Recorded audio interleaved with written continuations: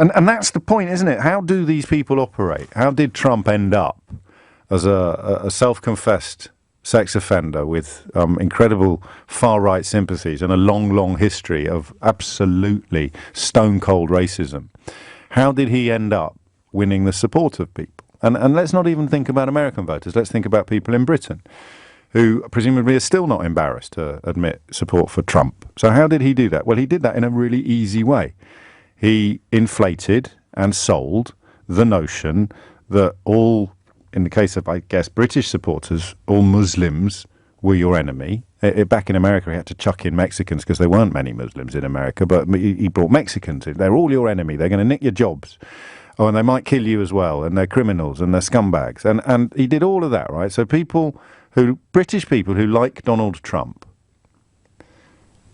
despicable though that position is, and always has been, and always will be, British people who liked Donald Trump bought into the myth that he would protect them from Islamist terror, right? And if that's too sophisticated for your tiny little brain, it wasn't just protection from Islamist terror that he was selling. He was going to punish those pesky Muslims. Remember the ban? I'm going to ban them from my car. Yeah, he's going to stick it to those Muslims, and you liked him because your enemy's enemy is your friend, right?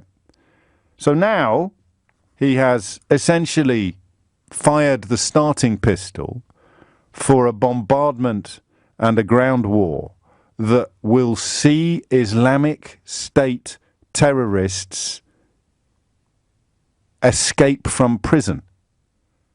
And I'm going to play it again, I'm sorry. Because in answer to the question of how could you possibly countenance that, British/European admirers of Donald Trump have finally seen the whites of his eyes. So you offered him support because you'd bought into the bigoted, racist, anti-Muslim rhetoric of alt-right commentary. You'd bought into it. Donald Trump cast himself as the canute to stop the wave. And now he has facilitated the release of actual Islamist terrorists.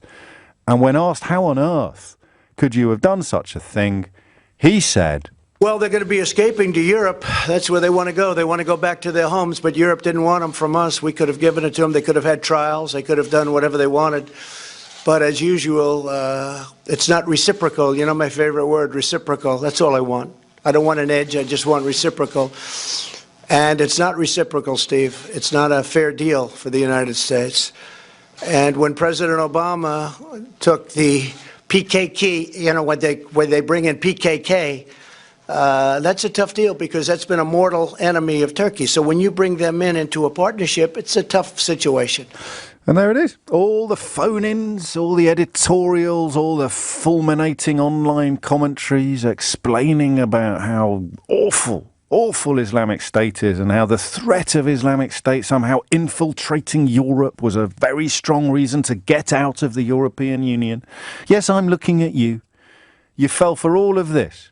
And now your hero is essentially boasting about releasing terrorists into Europe.